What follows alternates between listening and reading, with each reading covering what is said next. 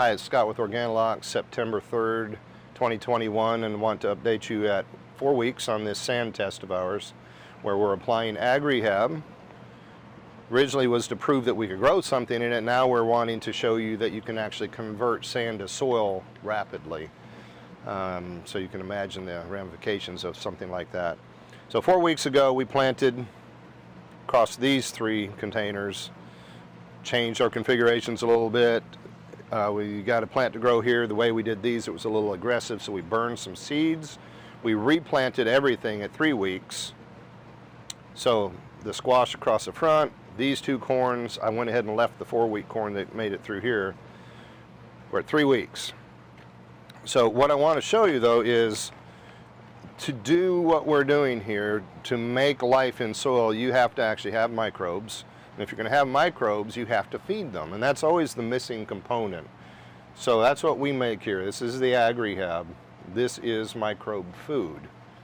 We went back and studied what is the best scientifically, things like cation exchange, capacity, all those kinds of things. We folded it all up into here as a food source, and then we added microbes back.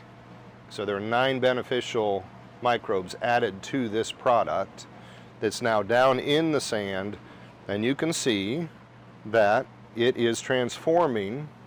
This is 3 weeks worth here. It's transforming sand to soil. So you can see the brown on top, that was our pellets. It's somehow spreading out, picking up some algae on the sides. The biomass that we put in the bottom to plug holes is now being converted to available carbon to be used in the plant's growth.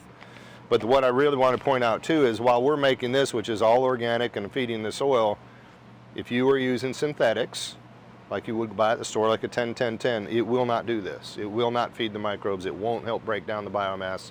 You just simply can't do it. So that's the key here. So again, this has got to be the most exciting project I've worked on, most fulfilling, best for humankind in the long run. So we hope to prove that you can convert arid lands, sandy soils, as long as you have water available, you can grow produce. So we'll keep this test going. We're on week 4 here, 3 on these, growing great. And next we're looking forward to more feedback from our missions friends, and we'll keep you posted on how all that's going too as it comes about. So till next time, we'll see you later.